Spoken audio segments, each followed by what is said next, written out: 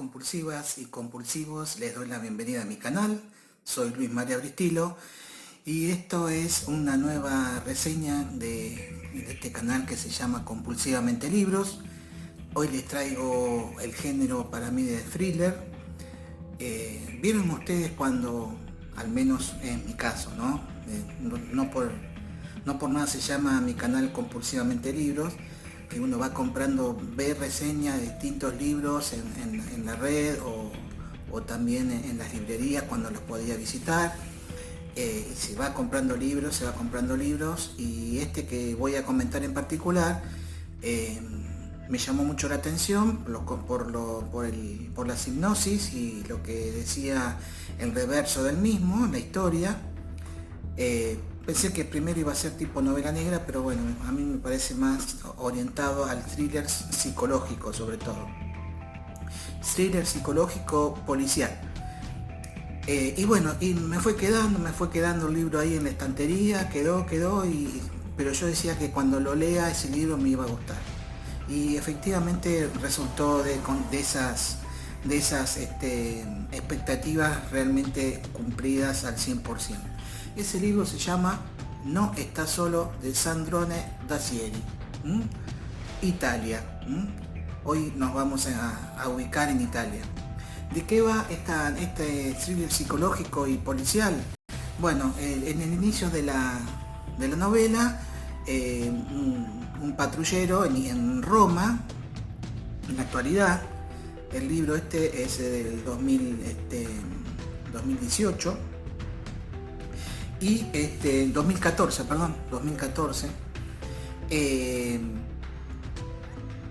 van estos policías haciendo su ronda, hasta que en un lugar determinado, como una especie de a las afueras de Roma, sale al cruce de ellos un hombre. Estaba muy desalineado, muy así, no estaba bien presentable, precisamente porque estaba en un camping, y pidiendo auxilio porque había desaparecido su esposa y su hijo. Ellos estaban en un camping y no los encontraba por ninguna parte. Cuando se comienzan las tareas de rastrillaje, es cuando encuentran al cuerpo de la esposa en una especie de cerca de un promontorio, y estaba muerta, ¿no? Y lo peor de todo, lo más macabro de todo, era que le habían seccionado directamente la cabeza, y estaba en un costado ahí en la zona cercana al cuerpo, ¿no? Y del chiquito no había noticias. Y todos los indicios apuntaban a que o apuntan, mejor dicho, a que el padre es el que produjo o cometió el asesinato, y también en teoría la muerte también de su hijo, porque no aparece por ningún lado el cuerpo, ¿no? Entonces en ese interín es cuando va a aparecer un comisario de apellido Rovere. Si bien está asignado en una forma secundaria en las investigaciones, el que lleva adelante la investigación es un juez que se llama De Angelis, con un inspector de policía también de italiana, que es Santini, ¿no? Y todos ya apuntan a que el padre, que los indicios, como dije antes, las sospechas recaen sobre el padre, y el padre, no, hay como huellas o pistas que lo orientan hacia el padre, ¿no? Entonces Rovere no lo ve muy claro esto, y es que convoca a una subordinada suya que se llama Colomba Caselli. Colomba Caselli es una mujer policía de 32 años. Se la presenta como una joven atlética, muy bonita, de unos ojos verdes muy muy atrayentes, y según la situación que está, en la cual está entablando una discusión o una conversación, transmite distintos sentimientos, ¿no? Eh, Está de licencia debido a que estuvo involucrada en un hecho policial que se le va a llamar en el libro, al comienzo de la novela, ¿no es cierto?, el desastre. Y así se va a ir, cada tanto va a ir comentándose esto del desastre. Tal es así que ella queda con un trauma, con ataques de pánico debido a ese desastre, que no lo va a decir el libro al principio, que obviamente la tiene marginada con esta licencia, ¿no? Pero es una policía excelente, ella tiene 11 años en el servicio y, como les decía, es la subordinada de Rovere. Rovere confía en ella, y a pesar de que está de licencia, la convoca y la manda a llamar con un novato que se llama Alberti, que después lo comento porque después va a ser un poco una ayuda en todo el desarrollo de la trama, ¿no? Alberti. Bien, y bueno, después de tanta ida y vuelta, la convence para Alberti y la lleva hasta el lugar de los hechos, donde está Rovere y donde está el juez de Angelis y Santini, bueno, y todo el equipo forense ahí haciéndolos, recabando las pruebas, sacando fotos, como lo que nosotros siempre vemos a veces en la televisión, en la serie o en las películas relacionadas con crímenes, ¿no? Y cuando llega al lugar, hay una suerte de reticencia de parte de todo el entorno policial, porque bueno, precisamente por ese tema del desastre, no estaba mirado con buenos ojos, y máxime que estaba de licencia, o sea que no debería estar ahí en el lugar. Sale a la palestra a defenderla el Rovere para decirle que él la convocó y por eso podía estar ahí. Y entonces empiezan a investigar el lugar, a recorrer la zona, hasta que se encuentran con unos colgados en un árbol, como fuera de la escena donde estaba la madre muerta, las zapatillas del chico. Entonces no había explicación de por qué estaban colgadas esas zapatillas en una rama de un árbol. Es ahí donde ya empieza a tener una cierta sospecha de que acá hay algo raro que no cuadraba, dice Colomba, ¿no? En esa conversación con Rovere dice que le pide que empiece a investigar por su cuenta. Hay también otro entramado ahí interno entre Rovere con De Angelis y con Santini. Hay una puja de poderes ahí en la policía, y ella, bueno, accede de muy mala gana a investigar este caso, pensando que en su superior, que era Rovere, al cual estimaba muchísimo, y él también le había acompañado mucho a ella cuando fue todo lo del desastre, ¿no? Y lo que le pide Rovere es que ella cuente con la ayuda de un particular, o sea, una persona que no era de la policía. Y ella lo llama la atención a Colomba y le menciona a el niño del Silo. El niño del Silo, bueno, no entendía nada Colomba. El niño del Silo se trata de un joven que se llama Dante Torre. Este chico Dante Torre fue secuestrado a los 6 años de edad y estuvo confinado, estuvo encerrado adentro de un silo estos de cemento por 11 años. Imagínense ustedes tratar de ponernos en la piel de este muchacho, estar 11 años, ser secuestrado tan chiquito y estar 11 años encerrado en ese silo con la oscuridad, teniendo solamente muy poca una iluminación mínima, y siendo castigado cuando no obedecía alguna orden o se portaba mal, entre comillas. La persona que lo tenía encerrado, él le llamaba el padre.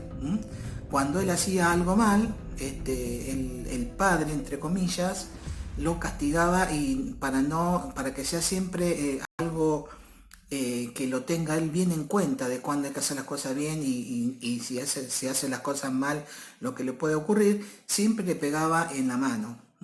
La mano izquierda la tenía, ahora de adulto la tenía totalmente inmóvil, salvo dos dedos, ¿no? Y después, en esos 11 años de cautiverio, en un momento dado él logra escapar del silo cuando le van a llevar el almuerzo, la comida, en una situación donde se descuida el que llamaba el padre, logra escaparse y bueno, ahí es cuando él se trata de reintegrar a la sociedad, ¿no? Inclusive el padre de él lo habían puesto preso porque habían pensado que el padre de él era el que lo había matado y por eso no se encontraba.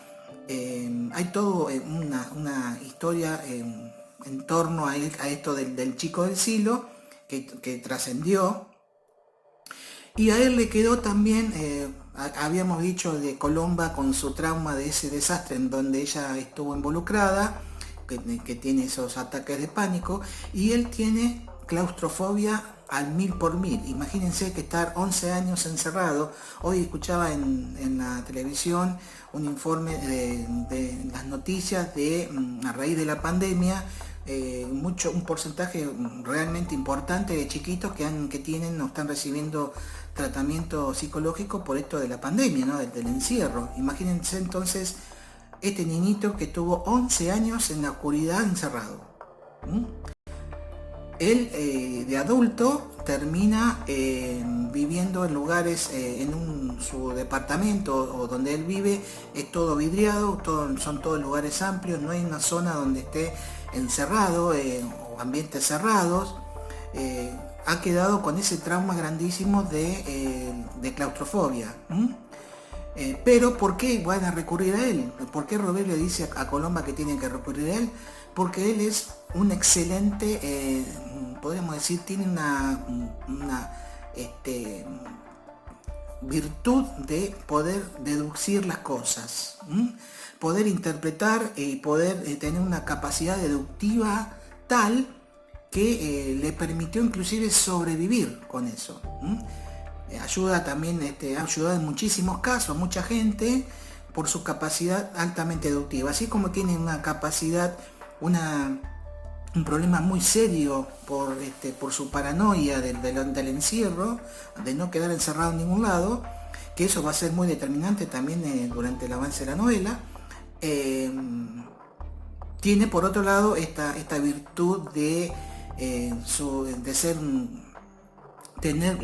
poder sacar y encontrar y determinar en función de la observación de la gente, poder deducir ciertos patrones, ¿no?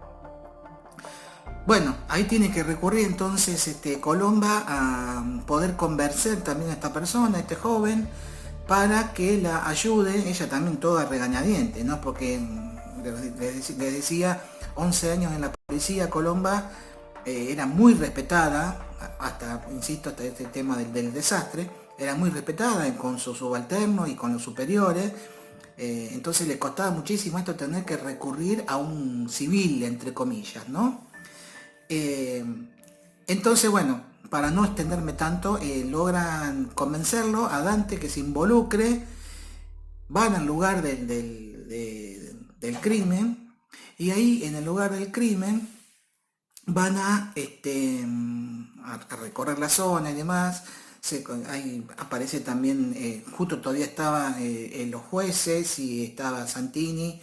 Bueno, se arma toda una trifulca, una discusión de intereses, de por qué un civil, por qué una policía que estaba de licencia, bueno, en fin, todas esas cosas que se van, como decía yo antes, de conflicto de poder.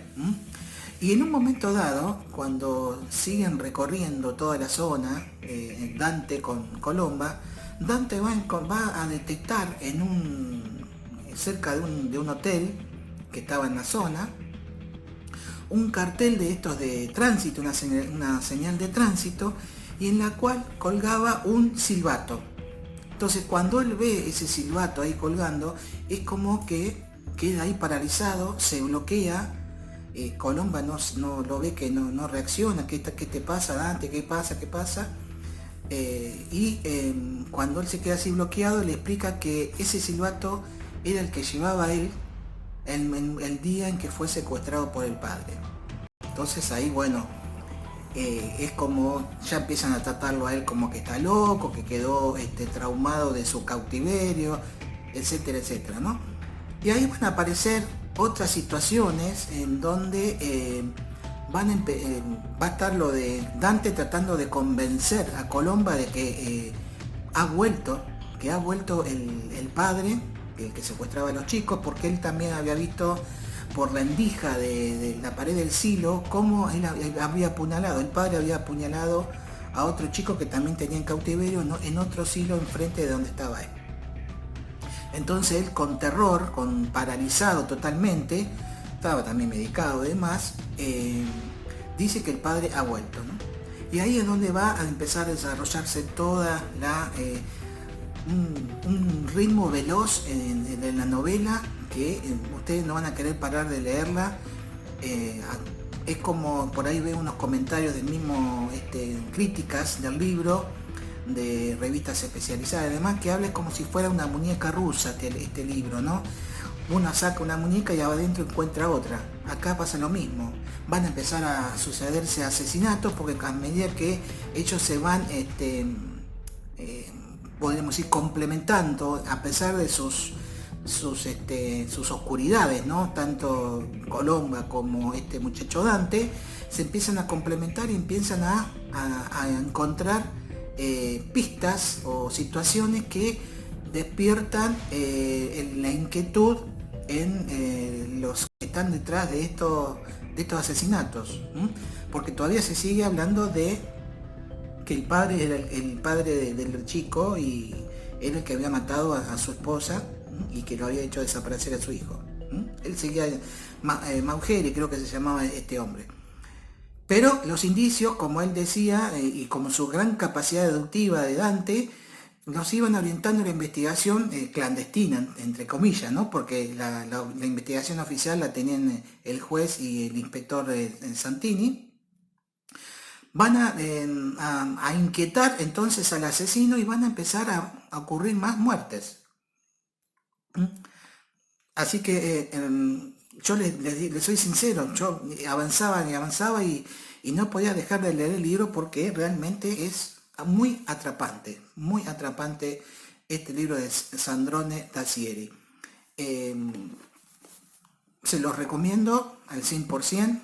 No quiero develar más de la trama, pero creo que con lo que yo les acabo de comentar es suficiente como para que les llame la atención y los tiente para también tener este libro o leerlo, ya sea por EPUB o si pueden conseguirlo también en físico. Yo siempre me voy a ir por el físico.